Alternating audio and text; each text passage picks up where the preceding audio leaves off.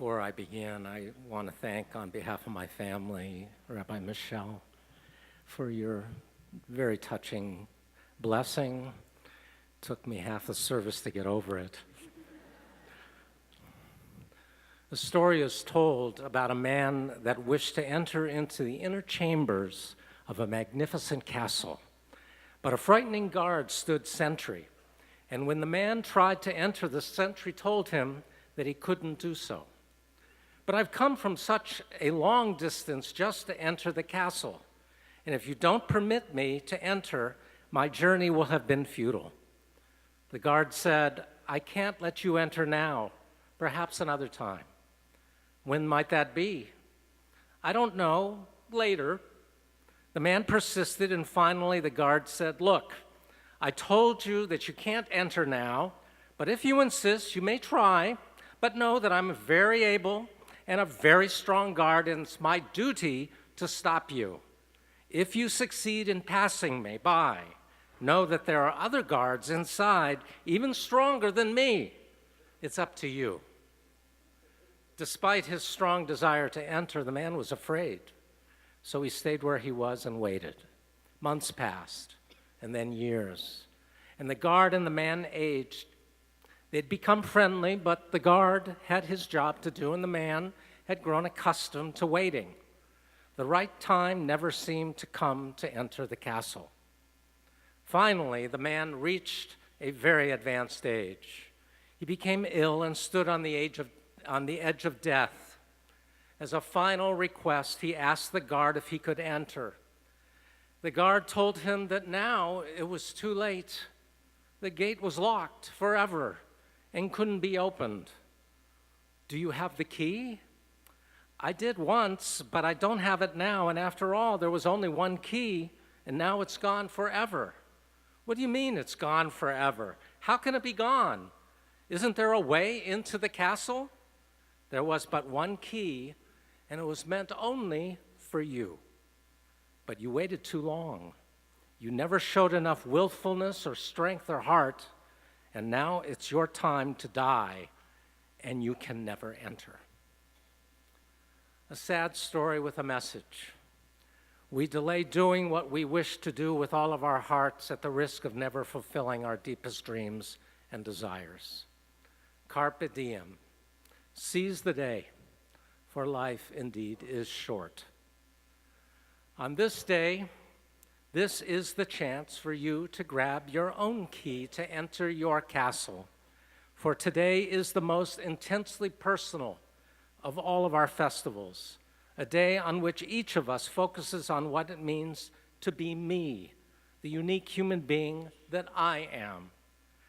For me, this Yom Kippur is different from all others because this is my last Kol Nidre as your senior rabbi, and this is the final Kol Nidre sermon I'm likely ever to deliver.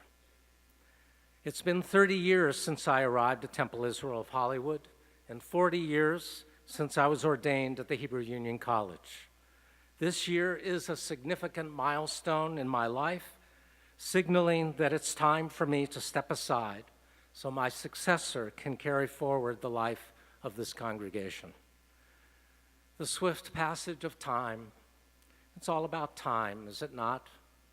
Time is collected in great clocks and hung in towers, and it beats out its quiet pulsing tick on watches on your wrists and on mine. We live in time, and we can do with it whatever we wish. Tonight on Yom Kippur, we're confronted with time's urgency and brevity. The psalmist said, teach us to number our days that we may get a heart of wisdom. We label these days as high holy days because of the wisdom, not the knowledge that they offer us about how to live better, how to garner the courage to reach for the key to our castle, sate our longings, and fulfill our dreams. In stepping away from my position into emeritus status next July, I anticipate experiencing loss of many varieties, a kind of sweet sorrow.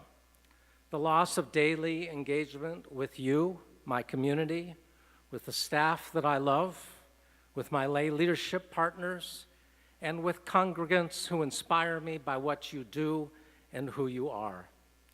Of late, I've been doing a life review of my own, and I have a confession to make. When this position of senior rabbi was first posted nearly more than 30 years ago, I was hesitant to apply because the congregation was in need of a massive turnaround to survive, and I had doubts about whether I was up to the task. Before deciding to put my hat in the ring, I called everyone I knew in Los Angeles, more than once, to ask about the congregation's health. I knew it had a distinguished history, but it had suffered a decline as the demographics of Hollywood had changed. There was talk among some of our lay leaders, and some of you are here in the room, that the temple should merge with a West Side synagogue because they didn't believe that the temple had a sustainable future. I was 39 years old, young and married with a 3-year-old son, and Barbara and I wanted a second child. We yearned to settle in and make this our home. But I was untested as a senior rabbi, and I knew how tough it would be to make things work here. At a certain point, however, a voice urged me from within to take the risk, to grab hold of the key and enter the castle. I knew that I couldn't turn this congregation around on my own. I needed a team of creative staff and strong partnership with pioneering lay leaders.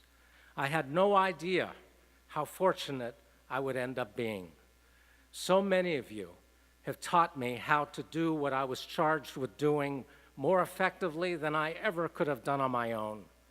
We created a day school, grew our 2 schools and our teen program, a social justice program second to none in the country, a wide array of adult learning opportunities, worship that touches the heart and lifts the soul. And we serve the pastoral and communal needs of close to 3,000 people that make up our 900-member families. The work I do every day here is deeply satisfying and fulfilling. However, there have been times over the years that I've felt deep loneliness in this position. Much is expected of me all the time, as it is of all of us on staff, and of course, we're only human with limitations of our own. My loneliness, however, has been softened because so many of you have believed in me and been my partners, guides, and friends in what we've sought to do here, to build a Jewish home away from home for ourselves and our community. I've benefited as much as anyone from being a part of TIOH. 9 years ago, when I became ill, I deeply appreciated your love and support as I recovered. Without question, it's been a two-way street. As much as I've given to you over the years, I've received much in return.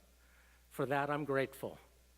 You've shown me what a community ought to be, a place where people care about each other, help each other through good times and bad, learn from each other, and inspire the best in one another. When temple members are asked what they love most about this congregation, they almost always say, what? I didn't hear it? The community. And you're right. I've served 3 congregations over the past 40 years in San Francisco, Washington, D.C., and L.A. Being a congregational rabbi for so long has defined me to a great extent. But titles are temporary, status is fleeting, and position is cursory to who I really am and who you really are. When we strip away the titles and veils, we discover what's really important: family, friendship, relationships, and a community that touches us and elevates us. Next July, as I step away from my position, I'll necessarily change. I'll become perhaps a new force that's different than what I've been, independent from that which accrues to me as a congregational rabbi. I anticipate being happy in a new and self-confident way and being able to exert a different kind of influence separate from the position I now hold. I remember so well how I moved through the world before I was ordained and became a public figure. I was freer and more independent, more anonymous and unrecognizable. I find myself now thinking nostalgically of my younger years, when few were expecting very much of me and everything seemed more interestingly mysterious. It was a wonderful feeling to be unknown and to feel the pleasant awareness that I was unfettered to the rigors of the position I've now held for so long. I'm certainly not who I was when I first arrived here in November of 1988. It's as if the more sand that has escaped from the hourglass of my life, the clearer I'm able to see through the glass and know who I am and what I'm here to do. As Shakespeare said, he weighs time even to the utmost grain. I'm amazed about what we've done together these past 30 years, the multitude of big issues we've confronted, the schools, organizations, and structures we've built, the comfort and meaning we've provided to so many, the home away from home we've nurtured for each other. My amazement is tied with my gratitude for the privilege of serving as your rabbi. I had little notion 30 years ago when I began how my encounters with you would touch, teach, and enrich me. What makes me most proud of this community is that this is now a synagogue I would join, were I not the rabbi, because we are a transcendent community committed to transcendent ideals and elevated purposes. We need such a community today as much as at any time in my lifetime, because ours is a disturbed age. So often I yearn for a sense of calm and relief from the cacophony of hate and the toxicity that's infected our national discourse and identity. Despite my yearnings, our tradition doesn't permit us to be silent or still. Judaism pays little attention to little inner tranquility or peace of mind. There's no such thing for us as, behold, I've arrived. We are Yisrael, a people that struggles with faith and alienation and fights against cruelty, injustice, and complacency. This is the distinctive quality of our people. We're restless. Our history is a record of struggle against forces that would divert us from our moral and spiritual aspirations. This being said, as time passed, I realized other things, the other side of the coin to dogged, passionate, and irritable activism. I feel less of a compulsion to set everyone else straight. I have more interest in hearing the truths of others, which means honing the art of listening. The art of conversation is in the listening, is it not? And to listen means getting ourselves out of the way for the sake of the other. It means not self-referencing when others are pouring out their hearts and empathically putting ourselves in the shoes of the other. And it means not assuming that what's true for me is true for you, for it rarely is. There's a Kabbalistic principle called tzimtzum, which means contraction. When we contract, we make space for the other, and something better and fuller and more complete emerges. Listening well is among the most important building blocks in successful and happy marriages, good relationships between parents and children, siblings, friends, and colleagues.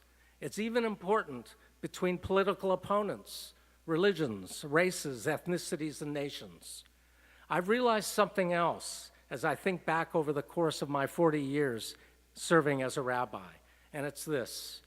Over time, my faith has grown deeper in direct proportion to my gratitude for my good health, my love of family and friends, and meaningful work in this community and on behalf of the Jewish people. My faith is also deeper in response to my awareness of the mystery that inhabits all things. I find myself living consistently at the edge of that mystery and amazed at the fact of being itself. I've realized as well that all great spiritual insight begins inside of us and flows outward. Our task is to be more than secular actors in a human drama as it unfolds, to understand that we aren't separate beings stumbling our way in a chaotic, meaningless existence. Many have asked me what I'll be doing in retirement, and my response so far has been that I'm not certain. I do look forward to a relief from the rigors of the rabbinate, to spend more time with family and friends, to read and learn things I've not had a chance to learn and study, to write and to travel. I suspect I'll continue fighting for just causes alongside of you and advocating for a secure, democratic, and pluralistic state of Israel. I'm especially looking forward to living at a different pace, one that allows me spontaneity and less communal obligation. As I enter this final year with you, I leave with a full heart and no regrets. I've changed physically over the years. I'm not as vigorous as I once was, but spiritually, I'm more vigorous than ever. In this spirit, I conclude with a blessing for you, my congregants and friends. I wish for you the thrill of knowing who you are, where you stand, and why, especially why. I wish dreams for you and a life crammed with living hour by hour. I wish for you troubled hearts, only at times when injustice and cruelty require your response and keep you sleepless at night. I wish for you solitude in the midst of company and a mind full of company within your quiet times. Full todays, I wish for you, and full tomorrows. I wish for you that you reach for the key to your palace, where dreams await you. In this new year, I wish for you new eyes, that you glimpse the wonder as if for the first time, and know grace, and be a vehicle for higher moral and spiritual purposes. I wish for you good health, and I wish for you love and love and love and love and love and love and love.